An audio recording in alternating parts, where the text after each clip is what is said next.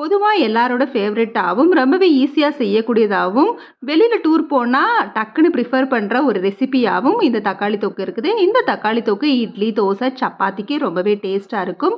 கடாயில எண்ணெய் ஊத்தி கடுகுளுந்தம் பருப்பு, சோம்பு, கருவேப்பில போட்டு தாளிச்சு, ஒரு பச்சை மிளகாவ பொடிசா கட் பண்ணி போட்டு, நல்லா வதங்குனதுக்கு அப்புறமா பொடிசா கட் பண்ண ஒரு 5, 6 பூண்டையும் சேர்த்து நல்லா வதக்கி விட்டுக்கலாம். பூண்டு ஃப்ளேவர் பிடிக்குங்கிறவங்க இன்னும் எக்ஸ்ட்ராவே பூண்டு சேர்த்துக்கலாம். அதோட பொடிசா கட் பண்ண பெரிய வெங்காயத்தையும் சேர்த்து, ஒரு வத்தலையும் சேர்த்து, வெங்காயம் பொன்னிறமாற வரைக்கும் நல்லா வதக்கி விட்டுக்கலாம். இப்ப கட் பண்ணி வச்ச தக்காளி பழம் சேர்த்து, அதோட கொஞ்சமா மஞ்சளும், உப்பு சேர்த்து நல்லா வதங்கி விட்டுக்கலாம். தக்காளி நல்லா வதங்கி கொஞ்சம் மசிஞ்சு வந்ததுக்கு அப்புறமா தேவையான மசாலா சேர்த்துக்கலாம்.